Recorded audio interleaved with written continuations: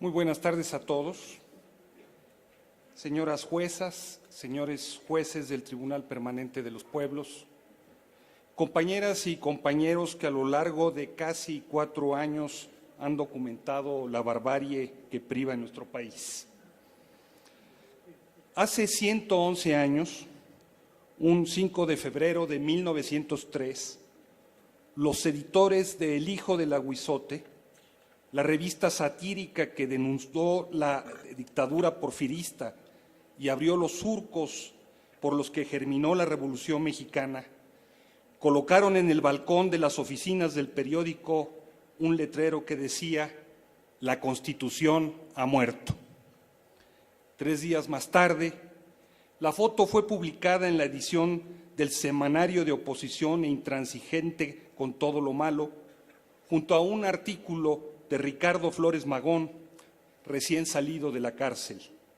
Allí, en ese artículo, el revolucionario oaxaqueño escribió: "Doloroso nos es causar al pueblo mexicano la merecida afrenta de lanzar esta frase a la publicidad: la Constitución ha muerto. Pero, ¿por qué ocultar más la negra realidad? ¿Para qué ahogar en nuestra garganta como cobardes cortesanos el grito de nuestra franca opinión? Cuando ha llegado un 5 de febrero más y encuentra entronizada la maldad y prostituido al ciudadano, cuando la justicia ha sido arrojada de su templo por infames mercaderes y sobre la tumba de la Constitución se alza con cinismo una teocracia inaudita, ¿para qué recibir esta fecha digna de mejor pueblo con hipócritas muestras de alegría? La Constitución ha muerto, y al enlutar hoy el frontis de nuestras oficinas con esta fatídica, protestamos solemnemente contra los asesinos de ella, como escenario sangriento al pueblo que han vejado. Celebren este día con muestras de regocijo y satisfacción". Eso decía Ricardo Flores Magón.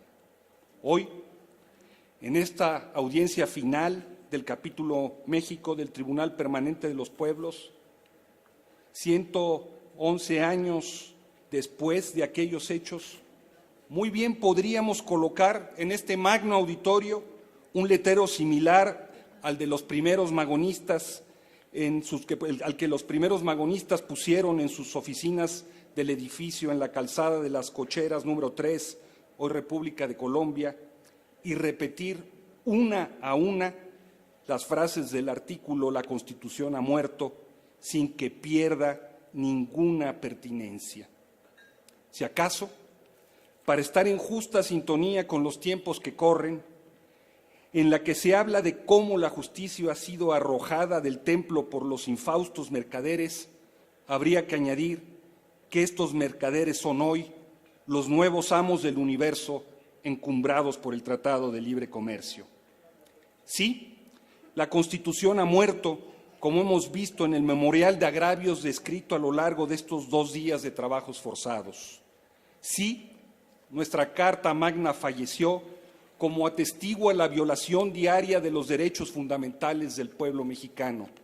Sí, nuestra Ley Suprema es hoy difunta por la desviación permanente del poder, agravada a partir de la firma del Tratado de Libre Comercio y del conjunto de políticas de ajuste y estabilización contenidas en el llamado Consenso de Washington.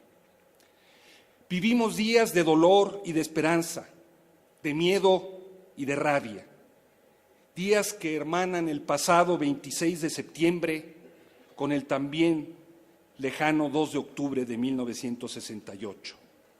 La masacre de Iguala, un crimen de Estado, un delito de lesa humanidad, conmocionó a nuestro país y sacudió nuestras conciencias.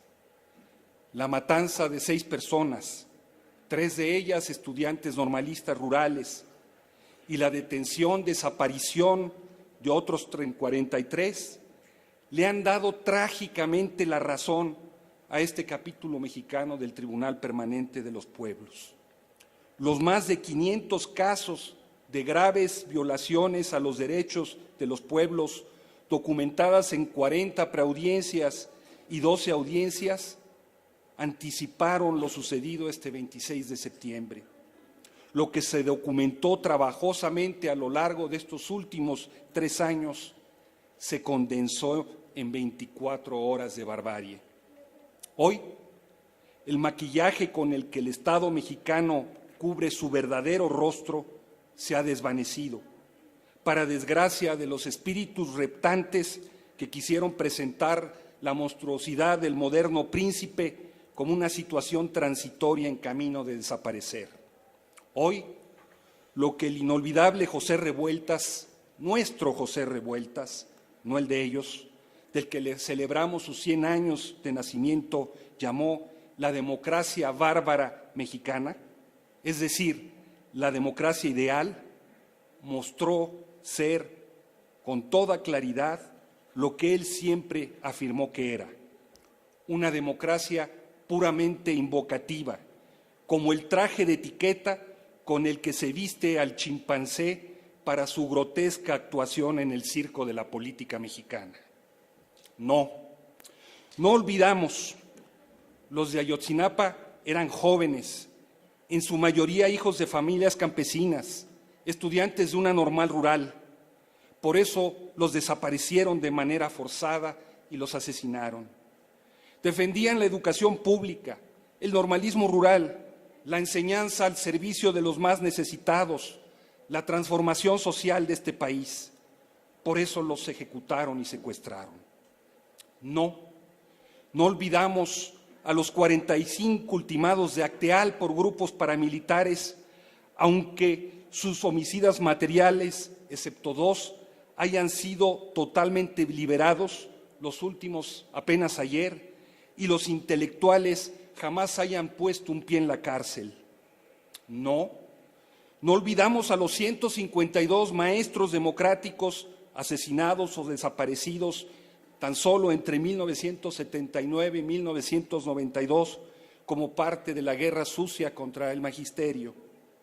No olvidamos a los 17 campesinos muertos en la matanza de Aguas Blancas a manos de las policías, ni a los 11 asesinados en el Charco por soldados, ni a los 72 inmigrantes indocumentados ultimados por narcotraficantes, ni a las más de 700 mujeres asesinadas en Chihuahua, y a tantos otras y a tantos otros más. No los olvidamos.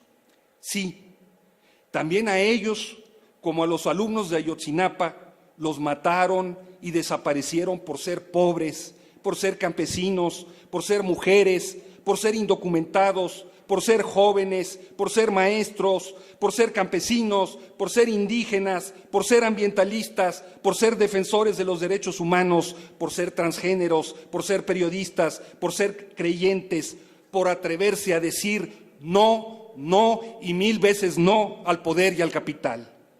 No los olvidamos ni tampoco los perdonamos.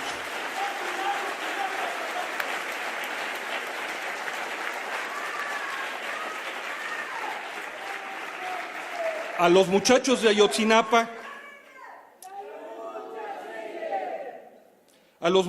Ayotzinapa, como a todas las otras víctimas, los secuestraron y asesinaron porque quienes lo hicieron podían hacerlo. No les costaba nada quitarles la vida. El clima de estigmatización previo en su contra, la impunidad generalizada y el estado delincuencial han hecho creer a los victimarios de cualquier ralea que nada les sucederá, que tienen licencia para matar. Y en este reino de la impunidad, que es el México de hoy, hay homicidios, pero no hay asesinos. Hay torturados, pero no torturadores. Hay robos, pero no ladrones. Hay mujeres violentadas, pero no abusadores. Hay policías y políticos violadores de derechos humanos, pero no responsabilidad estatal.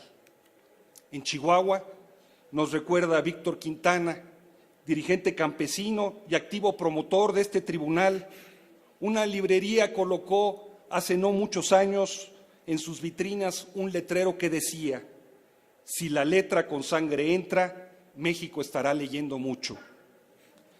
Bajo este criterio, Felipe Calderón y Enrique Peña Nieto pasarán a la historia como los presidentes de la lectura.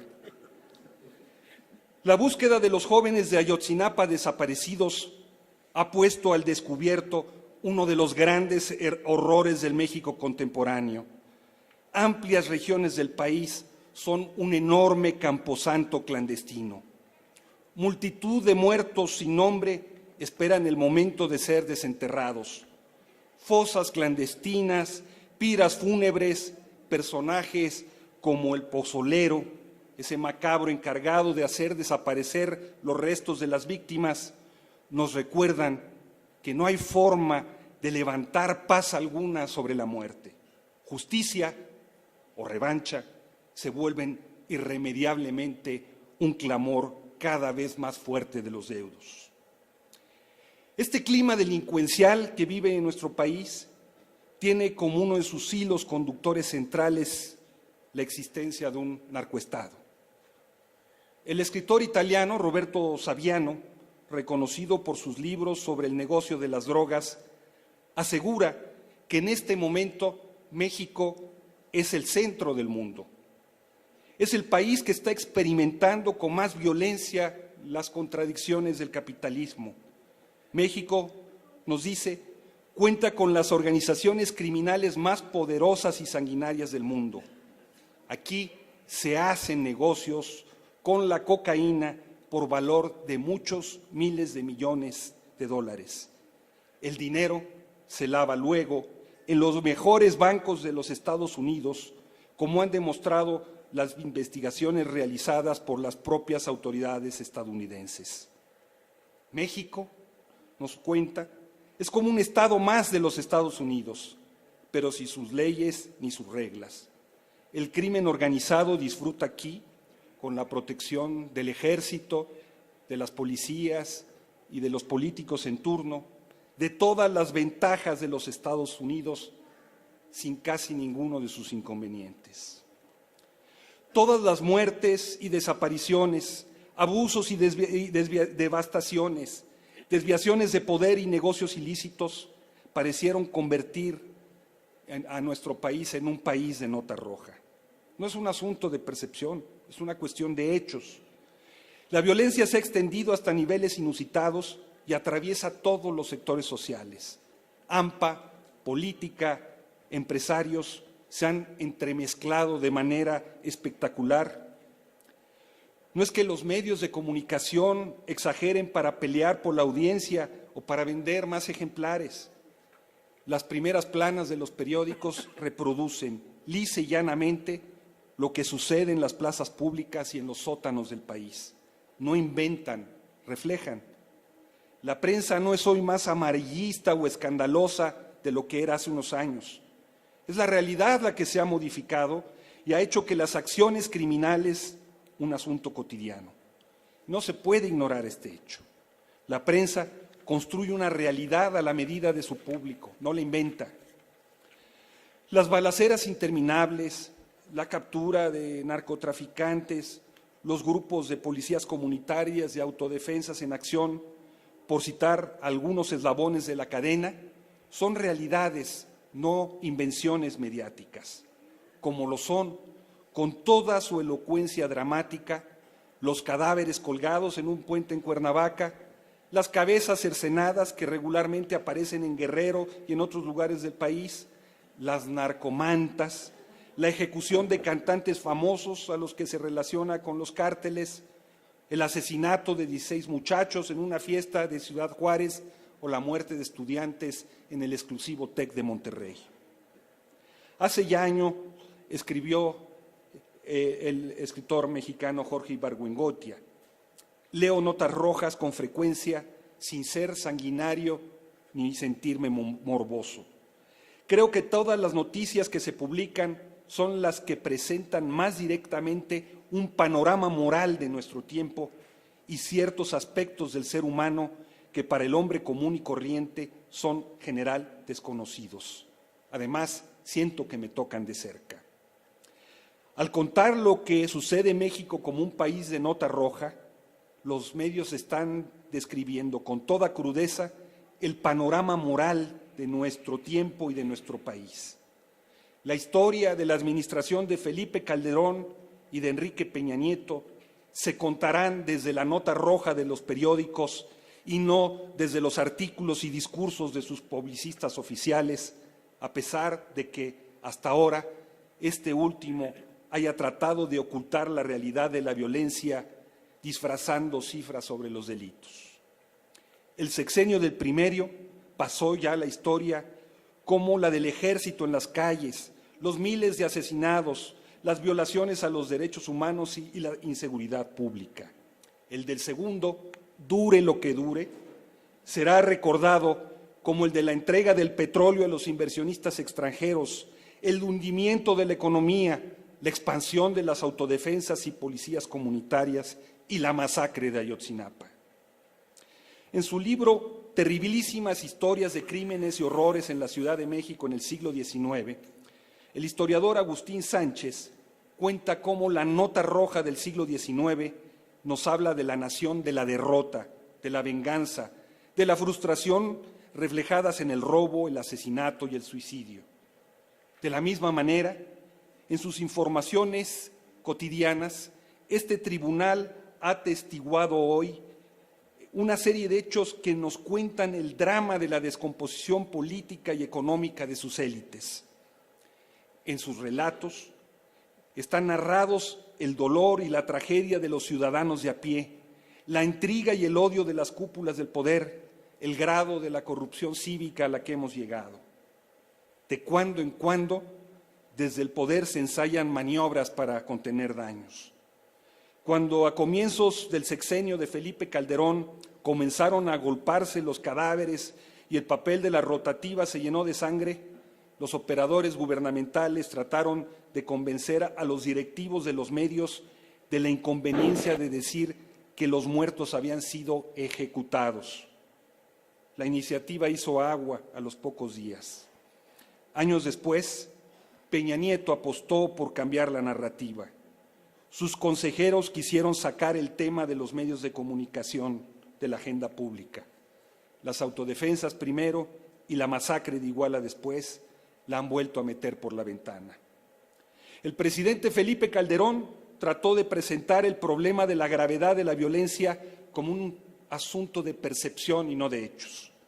Según su gobierno y sus intelectuales, por supuesto, los medios divulgaban la existencia de los corceles del apocalipsis trotando por el país, pero las catástrofes no existían realmente, no al menos en la magnitud de lo que se reportaban.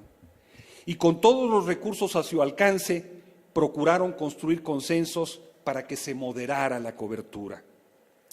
Enrique Peña Nieto apostó desde el principio por el apagón informativo, pero su estrategia naufragó estrepitosamente. La imagen de las fosas clandestinas y los edificios públicos en llamas la han derrumbado. Hoy sus jilgueros nos dicen que México es mucho más que Iguala. Nuestro país se ha convertido en el país de una nota roja que es fiel de la decadencia de sus élites económicas y políticas. Pero la cosa no ha quedado allí. Este Tribunal Permanente de los Pueblos, primero, y la enorme indignación social provocada por la masacre de Iguala después, han mostrado que detrás de esa nota roja hay mucho más fondo. La cloaca se ha destapado, el pacto de impunidad ha quedado al descubierto, la crisis de la política y de lo político se han hecho visibles.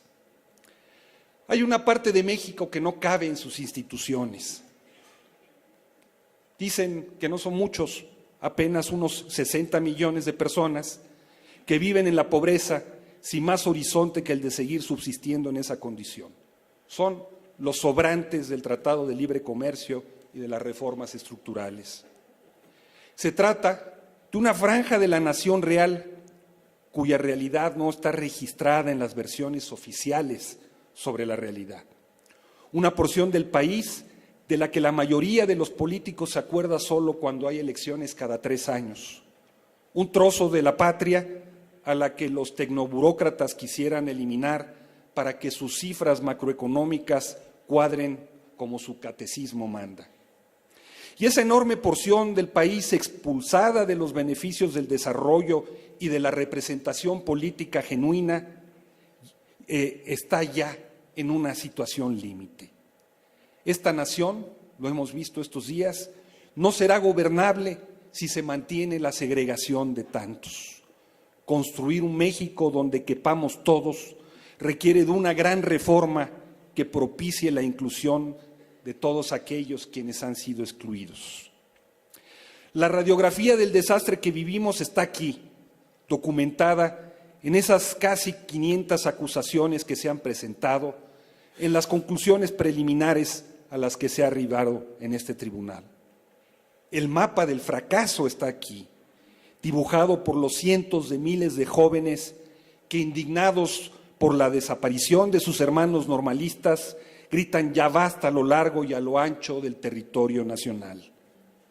En la hora de la tragedia de Ayotzinapa, el tiempo se le agota al presidente Enrique Peña Nieto. Escondido, su autoridad se le escabulle como agua a través de los dedos de las manos. Carente de estrategia para enfrentar la tragedia, limitado a maniobrar para evitar que la justicia internacional caiga sobre el Estado mexicano, busca detener las manecillas del reloj a la espera de un milagro, mientras ve cómo la indignación popular está cada vez más cerca de los pinos.